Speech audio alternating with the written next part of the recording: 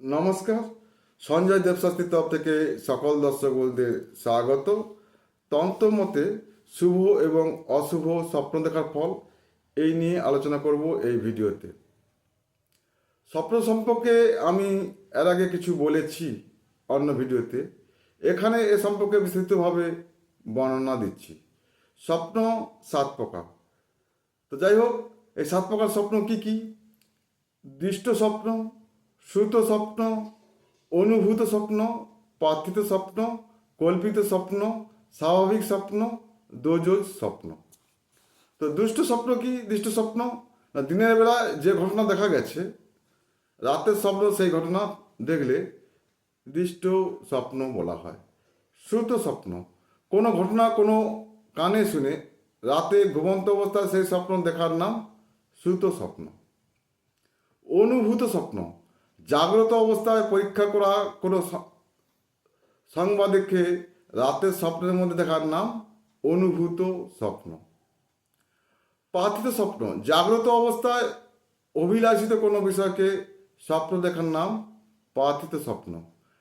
কল্পিত স্বপ্ন দিনের বেলা কল্পনা করা কোনো জিনিস বা ঘটনা স্বপ্নে দেখলে তাকে বলা হয় কল্পিত স্বপ্ন। স্বাভাবিক স্বপ্ন যা দেখা হয়নি বা শোনাও হয়নি সেই রকম স্বপ্ন দেখাকে ভাবিক স্বপ্ন বা ভাবাবেগ স্বপ্ন বলা হয়।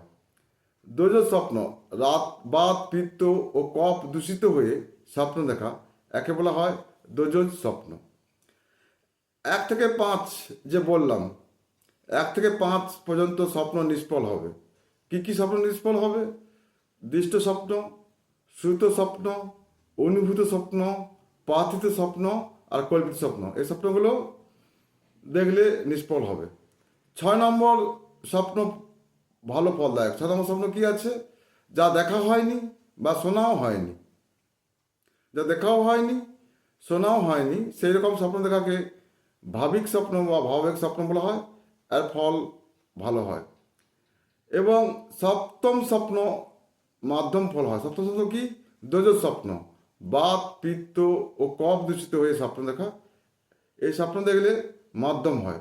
তো প্রত্যেক মানুষ যখন অর্থনির্দিত অবস্থা থাকেন তখন প্রায় মানুষ স্বপ্নলোকে বিচরণ করে। স্বপ্নে তিনি অর্থাৎ সেই ব্যক্তি একের পর এক ভয়ানক দৃশ্য, তীক্ষ্ণ বা কঠোর দৃশ্য, করুণ দৃশ্য, বিভৎস দৃশ্য এবং মনোমুগ্ধ দৃশ্য দর্শন লাভ করেন। যেসব বস্তু বা ব্যক্তিকে পাওয়া সম্ভব নয় অথবা যে ঘটনা সম্ভব নয় তাকে, অর্থাৎ সেই সব বস্তু বা ঘটনা দুর্লভ হলেও স্বপ্নে সেসব স্বপ্ন দর্শনকারীর কাছে সুলভ হয়ে যায়। ধরুন আপনি কোথাও বেড়াতে গেছেন, সেখানে যাওয়া আপনার হয়তো ভাগ্যে নেই বা আপনার কল্পনাও করতে পারেন না, কিন্তু স্বপ্নে আপনি দেখতে পারেন সেই স্বপ্ন। সেই সময় স্বপ্ন দর্শনকারী অবস্থিত মনে এটি জাগৃত পৃথিবীর ছবি ফুটে থাকে, যাতে সেই ব্যক্তি উত্তম থেকে উত্তম এবং খারাপ থেকেও খারাপ দৃশ্যের মধ্যে নিজেকে জড়িয়ে ফেলেন। কিন্তু যখন তার নিদ্রাভঙ্গ হয় তখন সে স্বপ্নলোক থেকে দূরে হয়ে যায়। স্বপ্নের ঘটনার পরিপ্রেক্ষিতে শুধুমাত্র তার কিছু স্মরণে থাকে। স্বপ্ন এইভাবেই দেখে মানুষ, আর সে কথা ফেলাও করে, বন্ধু বান্ধবদের কাছে বলে থাকেন যে এখানে আমি কয়েকটি স্বপ্নের সেটা উদাহরণ দিচ্ছি।